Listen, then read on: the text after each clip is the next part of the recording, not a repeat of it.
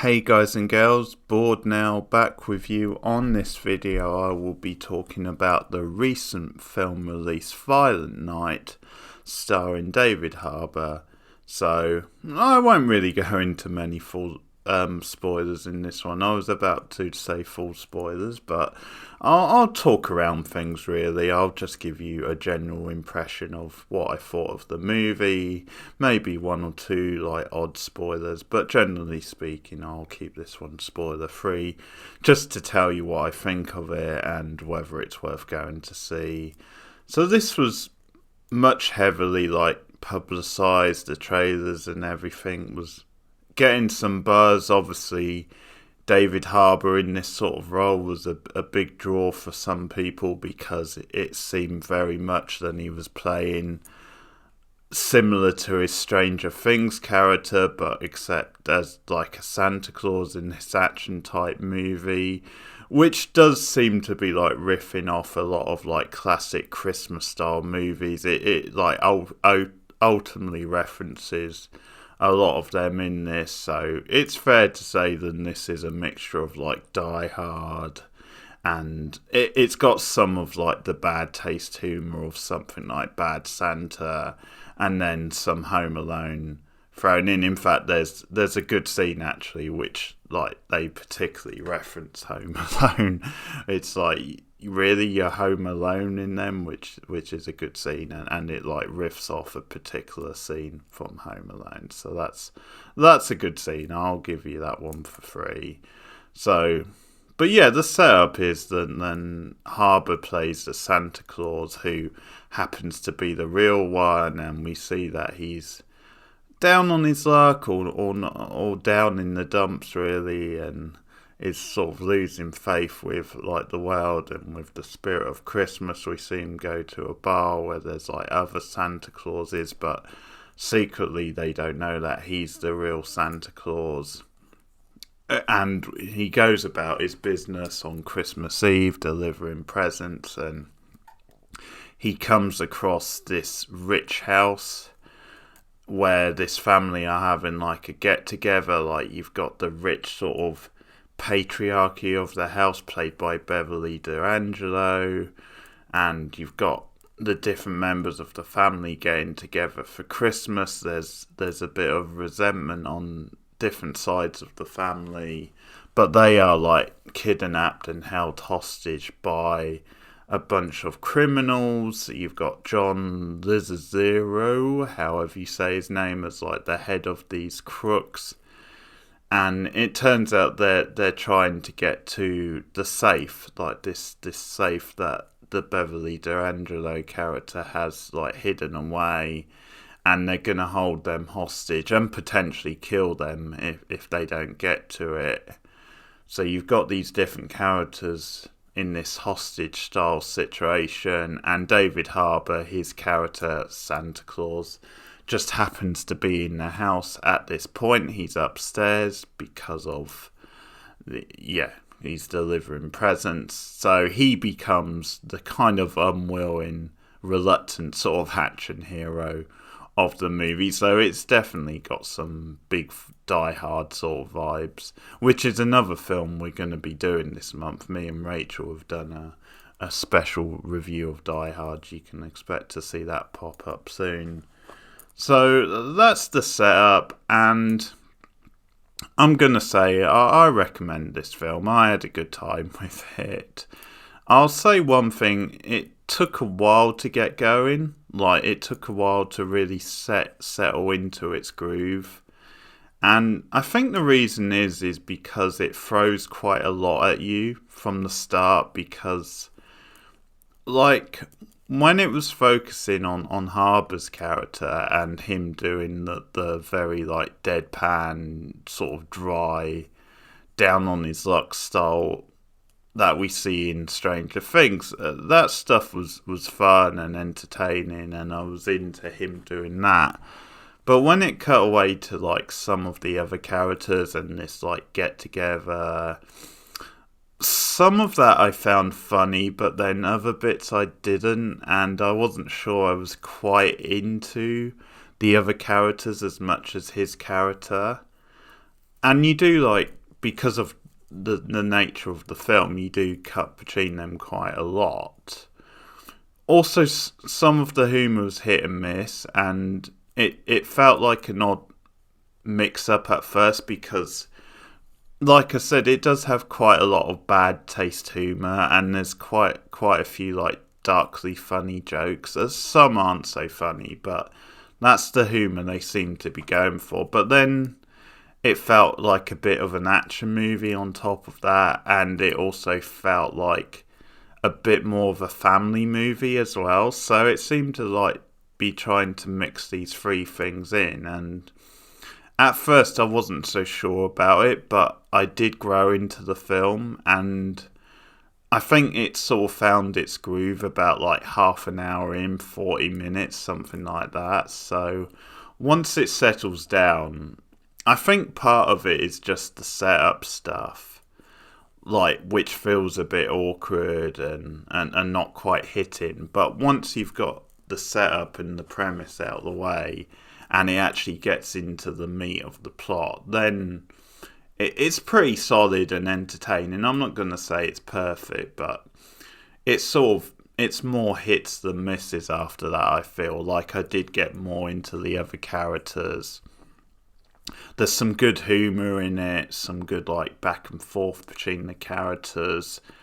I'll say also the young girl of the family, Leah, well, played by Leah Bradley, Brandy, yeah, Leah Bradley, who plays Trudy, who's the daughter of like one of the couples, who becomes quite key because she actually has like communication with Harbour's character, and they actually work together to try and bring down the crooks. Now, she's a virtually unknown actress, and I'll say she's very good. I found her very likeable, very natural. She was really cute and did definitely have like a natural sort of kid type vibe.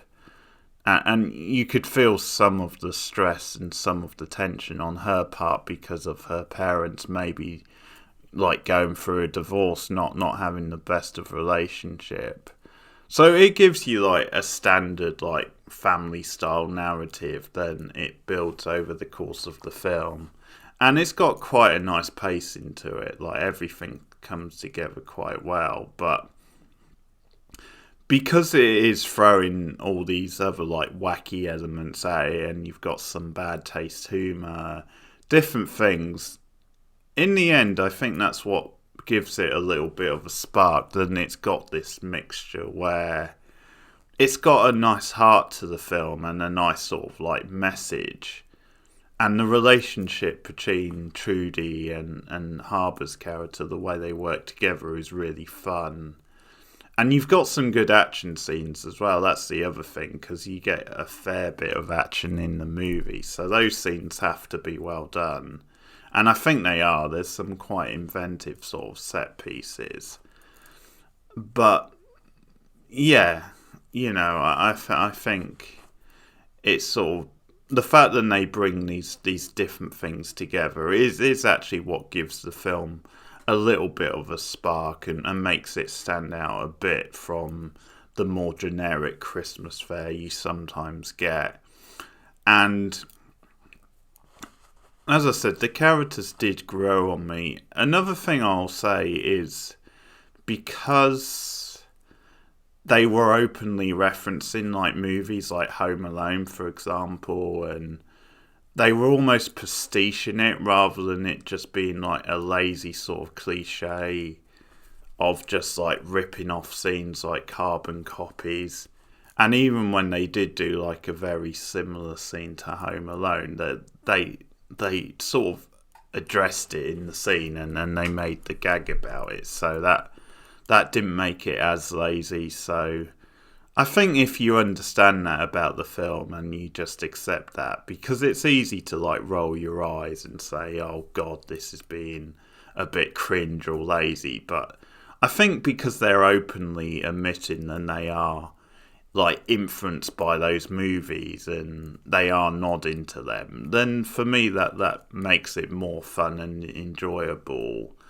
Also, the villain is really good. I really enjoyed him. You've obviously got Beverly D'Angelo, who's very good. You don't see her in enough. And I feel like her casting, it's another good sort of like nod and a reference, because she famously was in Christmas Vacation in the 80s. So I think they've definitely cast her because of that.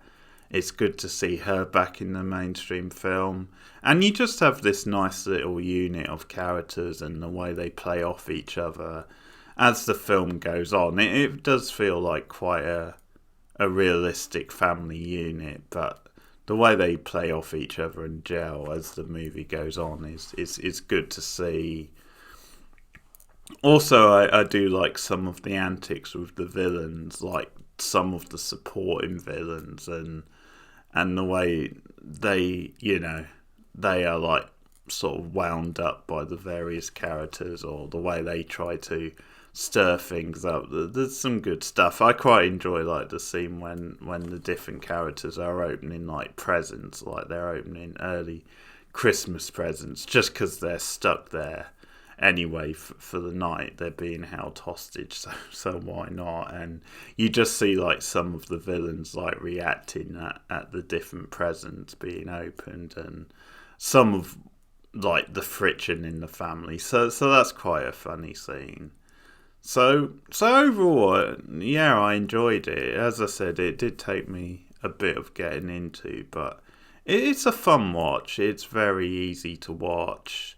You've obviously got a solid cast in here, and in the end, it does have a heart, which I do approve of. It got a good mix of being a comedy, which actually is a bit more edgy than you would expect a family film to be, but also you had the thrills of it being an action style movie, but with a heart as well. As I said, the relationship between Trudy and Harbour's character was like generally quite sweet. And the thing with Harbour is that he's very good of sort of doing both sides of things, like we see in Stranger Things, where he can sort of obviously do the very deadpan, grumpy, like Hopper style thing, but he can also have moments where he's more endearing and charming and just more humanistic. So he can play both sides very well.